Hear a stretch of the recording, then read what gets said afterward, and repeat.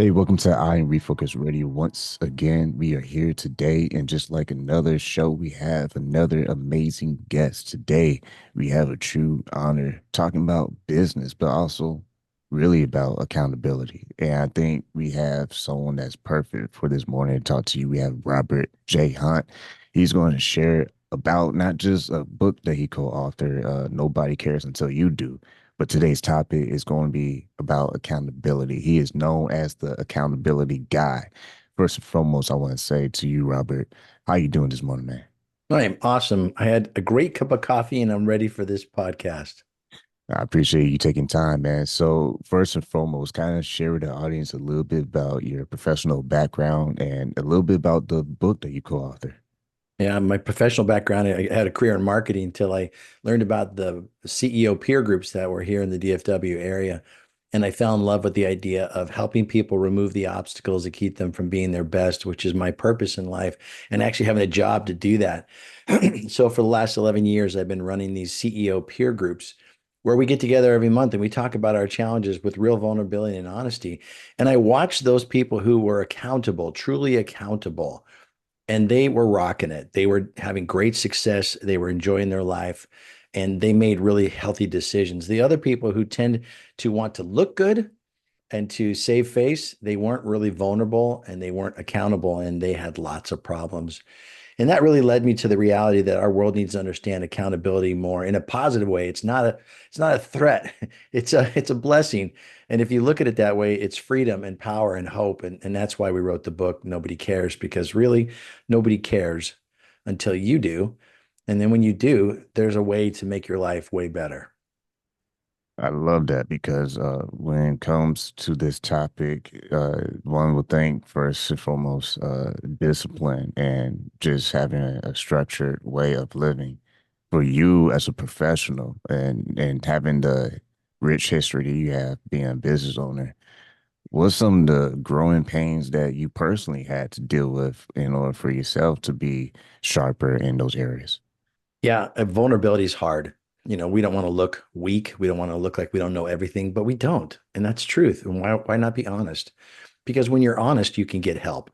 And in our case, my beautiful wife Kathy and I in 2019 had amassed $90,000 in debt, and that did not include the house or the cars, and it was killing us, and it caused stress in our lives, in our marriage, in our faith, and it was just a really difficult time. And we decided that year that we got to stop hoping it gets better next year and next year and next year and next year. We got to stop blaming the world and God and our economy and everything for our problems. We need to own it.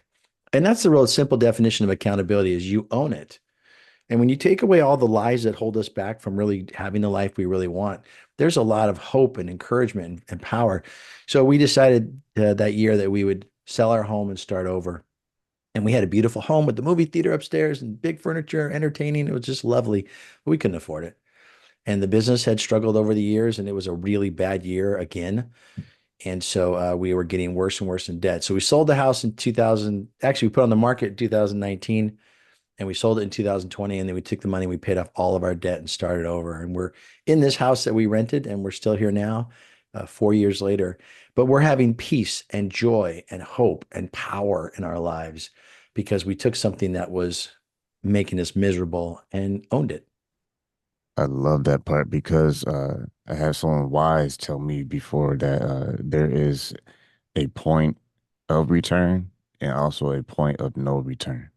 For you, understanding that there was something that had to be addressed in order for things to get better, how crucial would you say it is for a person to identify the issue and also not just address it, but to follow through and take action on that issue? Man, that's crucial. So being I can't get the word out. Being aware of your issues is the first step. We tend to overlook them. I remember when we were trying to get our debt and debt, we hired a financial advisor who came and was looking at our credit card statements and going, "Geez, is this how you spend your money?" And we're like, "Well, yeah, I guess." I mean, we hadn't even looked at them because it was so bad. Why even read the bill? Just pay the minimum payment and keep surviving. And I think you need to take a harsh look at your life and be honest with yourself. And so in the book, we put a satisfaction assessment where you declare in your personal life and your professional life, how satisfied you are in different areas, your health, your faith, your finances, your relationships, your company, your employees, your financial profits in the business, all those things. You honestly state where truth is. And then you can look at it and go, okay, so now what? And what we tend to do is when we see that results, we blame other people, we blame the economy, we blame the government, we blame our employees. We make excuses or we say we can't, but we really mean we won't. Oh, I can't do that. Yeah, you can. You just don't want to. You're physically able to do it. You just don't want to. If we change the word I can't to the word I won't, it's a very different feeling. And there's no excuse at that point. If you say I can't, everyone's like, oh, poor you. Yeah, you're right.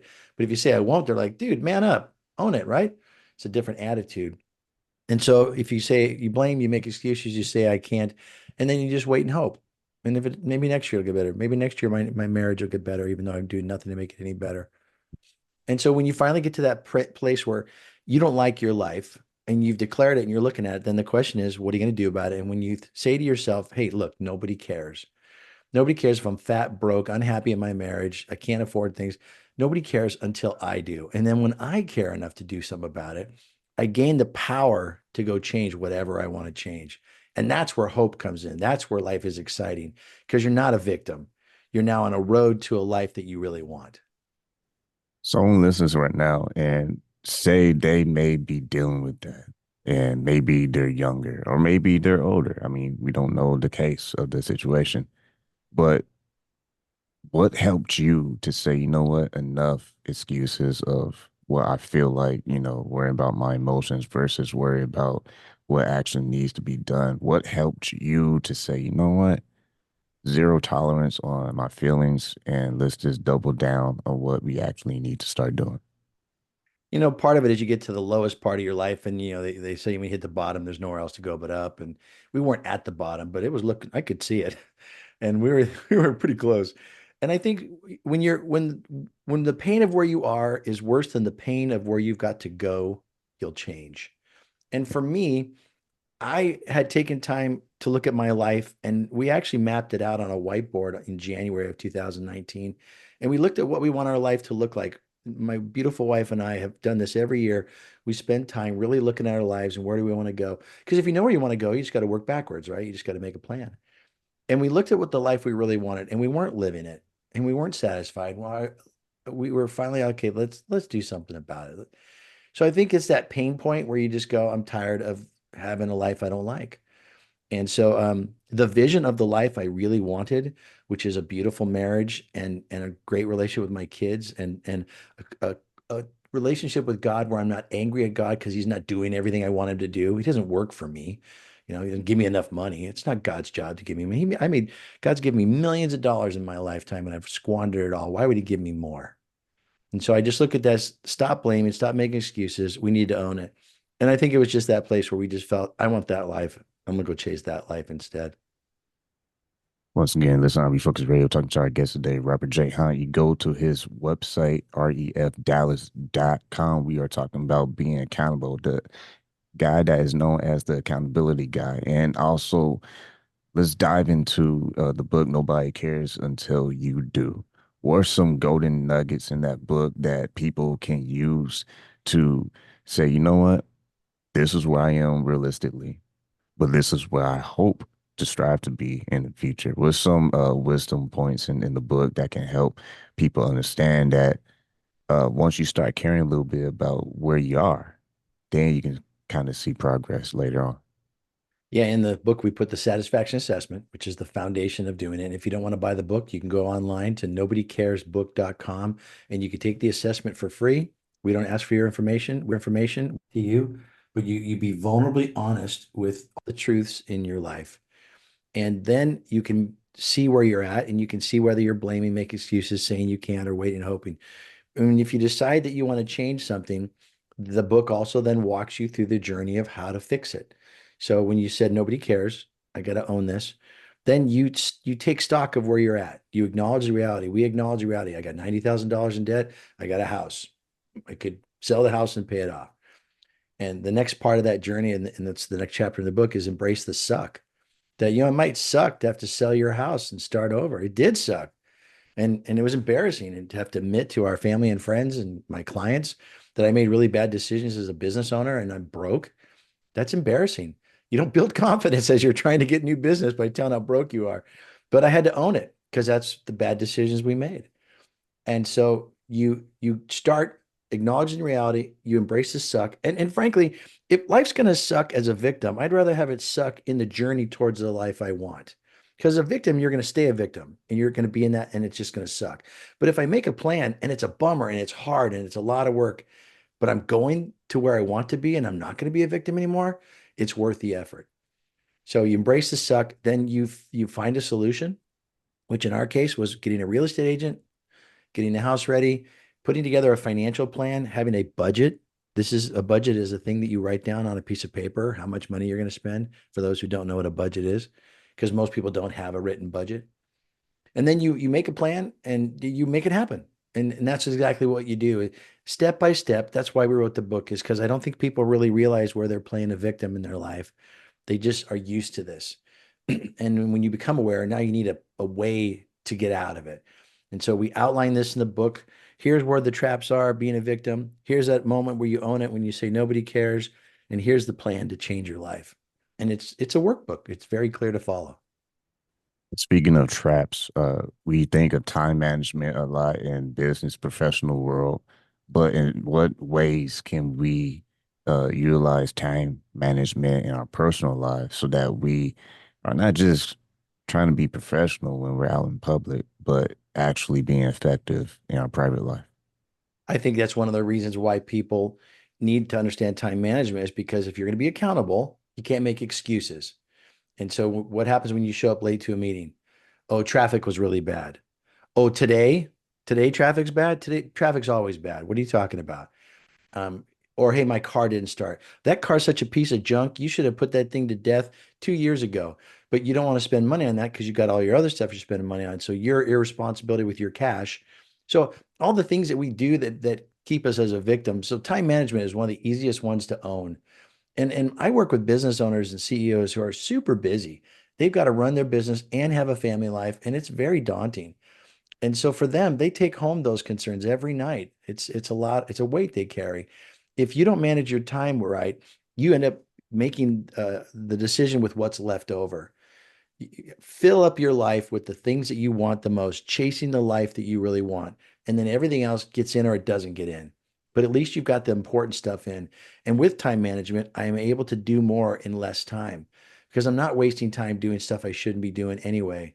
Especially as a business owner, there's so much responsibility to the goals and the activities. You need to be disciplined with that. But you'll only do it when you see a vision of the life you really want and you're willing to focus on doing that. And when we think about our core mission and our life purpose, what are some ways that people listening can align their personal life and their professional life with that main focus on their mission and who they are as a person? Yeah, I don't think there's a separation between work and personal life. I think it's just one person going to different places. Like I go to a grocery store, I don't become a different person. When I go to an auto mechanic store, I don't become a different person. Why do we have to become a different person when I go to work? And if you have a job that forces you to be something you don't want to be, you should quit that job and find another job. And don't say I can't, because you mean I won't.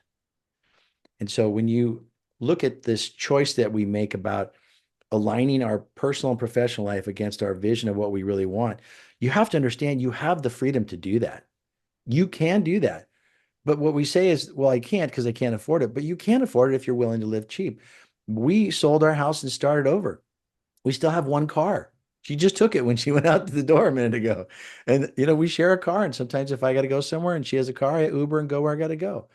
But it saves us close to $1,000 a month between car payments, tolls, gas, insurance, all that stuff.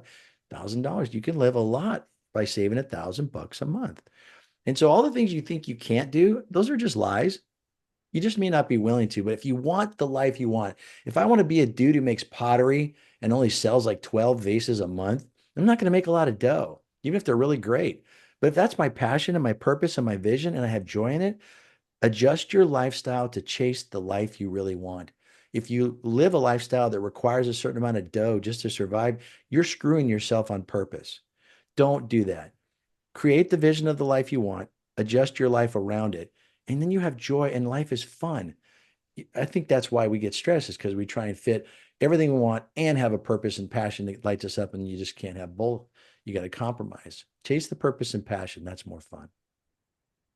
I love the fact that we talked about discipline in this discussion as well, because I want to talk a little bit more about that. Because when you think about your passion, you think about your purpose and all the fun bells and whistles, right? That comes after the hard work.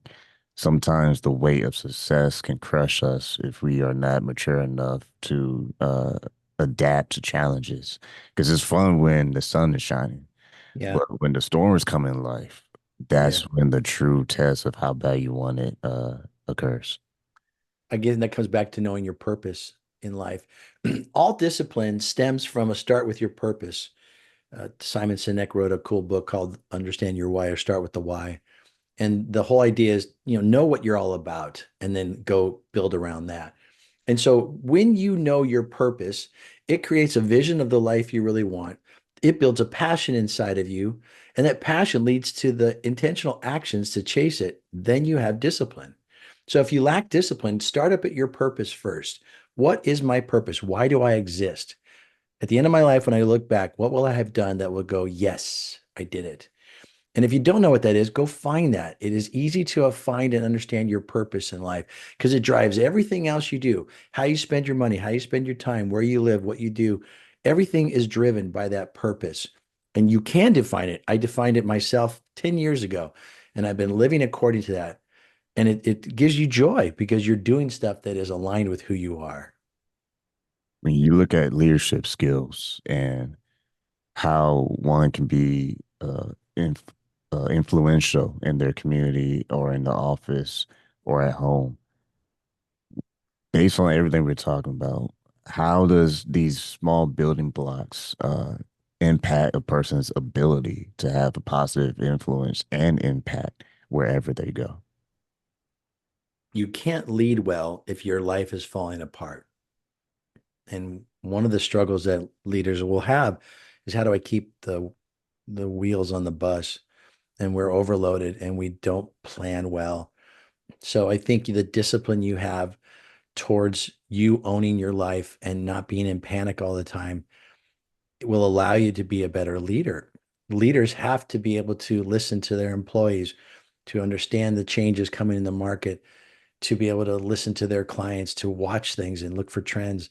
But if everything is a reaction to a fire drill, you're exhausted and you never have any creativity. Think back to what it was when you first started your business. You had such creativity.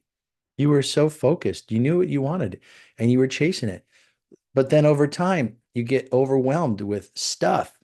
Like, I just spent 2 hours last night updating my QuickBooks to make sure all my receipts were in there so that I could do my quarterly taxes. And that's exhausting. I hate that stuff, but it's part of running a business. And the more and more stuff that gets in our way, tax forms, government forms, all the things we do that are just boring, but it's got to get done, it burns up our capacity for creativity. And so, if you're not disciplined, if you're not creating skills that allow you for time management, to allow you to stay focused to your priorities against your purpose that you're chasing, you'll get exhausted and burned out, and you'll screw up or you'll quit. But you could have been awesome. You could have had this amazing impact on the world, but because you didn't manage your life well, you ended up getting burned out and quitting or making some huge mistakes. So the discipline of those things is what allows us to lead well. You listen to Refocused Radio, talking to our guest today, Robert J. Hunt. Go to his website, refdallas.com. He is sharing with us everything that it takes to be accountable. Man, I can't believe time is already melting off the clock so fast. But before we close, I wanna I wanna address the fact that everything that a person can gain from this conversation is that in life there are pockets of opportunity. And sometimes those opportunities can be once in a lifetime. And if we don't hurry up and take action on the opportunity, it can expire. Touch on that as we kind of wrap up our thoughts. The importance of starting today. It doesn't mean hit a home run, be famous. It just means get the process going. Yeah, I think that's a topic that's on my heart lately, is this idea of laziness. we really don't see ourselves as lazy. People go, "Do you know what I do? I got 3 kids. I got a job. I got a sick mom I take care of. I'm not lazy." Lazy doesn't mean you don't do anything. Lazy is mean you're not putting excellence to it. Yeah, There's a difference between being busy and being productive. And the laziness means you didn't take the time to plan. Monday comes around every week.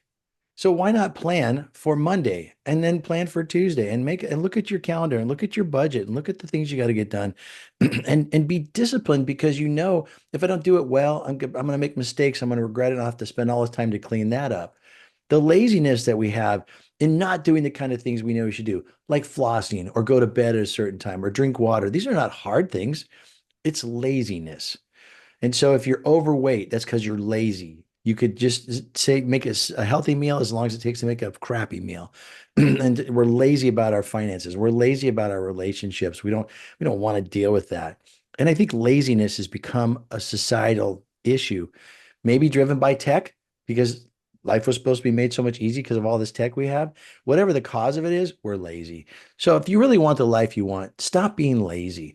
And if you think you're really not lazy, tell someone completely honestly what your week looked like. Give them an hour by hour breakdown of how many hours you spent on Instagram, or how many hours you spent watching Netflix, or how many hours you spent doing whatever. And really start looking at the discipline and the skills that you could have bring to an equation. And you can have a way better life if you own it. That's the whole beauty of accountability. It's freedom and power and a life that you really want. this was very timely discussion. I appreciate everything that you shared in this because if we're honest, if we're all honest, we can all see ourselves in this conversation. There's not one human soul Yeah. I that know. doesn't have a bad, lazy moment or day. And I love the fact that we are talking about the fact that you have to be honest with it.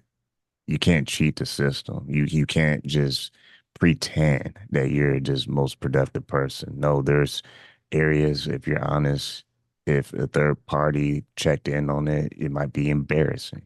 And that's a good thing because that means there's room for growth. And before we sign off, touch on that last idea. How can a person who's listening to this not just get your books or go to your websites, but honestly just look at their life and say, you know what, if I'm honest and self-aware about where I'm at, then I can actually make concrete decisions to actually push myself to the next level. Yeah, go to my website, nobodycaresbook.com. Take the satisfaction assessment for free. We don't ask for any of your information. It's all your stuff. But be honest. Be honest, brutally honest. If you don't like your marriage compared to what it was the day you got married, not what you settled on today, but what it was the day you thought it was going to be like when you got married, compare it to that and be honest. And then go, okay, now why? And start with that because the honest truth and reality of where you are will give you the opportunity to own it and to do something about it. And then there are videos that are on our website that can tell you what every chapter talks about. So we're teeing up the idea for you. You can even download a couple chapters if you want and get a feel for the book.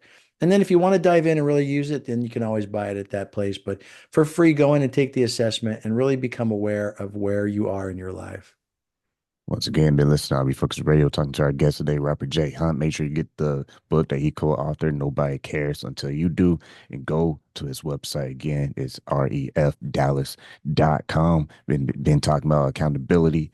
Like always, sir, I want to say thank you for your time. Well, thank you very much.